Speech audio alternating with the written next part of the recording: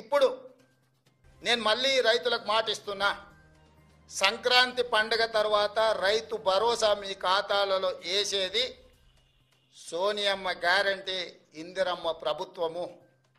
ఏ రైతులు ఎలాంటి మారీచులు సుబాహులు వచ్చి మీకు అబద్ధాలు చెప్పి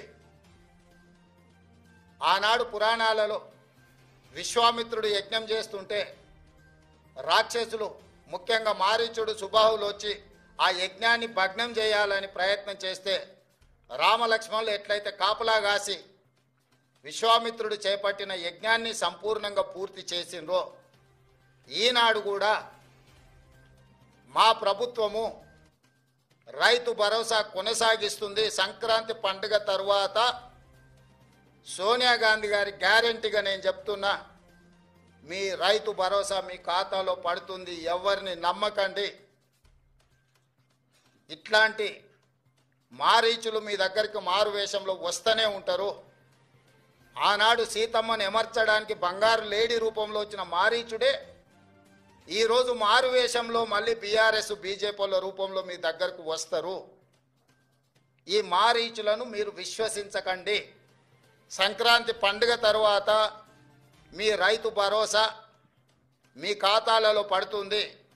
విధి విధానాలకు సంబంధించి మంత్రివర్గ ఉపసంఘం వేసిన బట్టి విక్రమార్క గారు, పొంగులేటి శ్రీనివాసరెడ్డి గారు, తుమ్మల నాగేశ్వరరావు గారు, ఇతర మంత్రుల చేత మంత్రివర్గ ఉపసంఘాన్ని విధి విధానాలను ఖరారు చేయడానికి వేసినాం.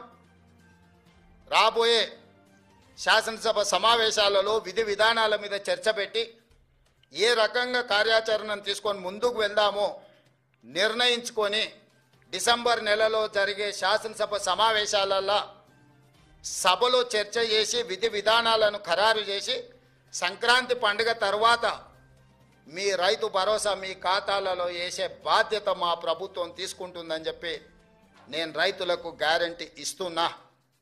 రైతు రుణమాఫీ చేస్తామన్నాం, చేసి చూపించినాం.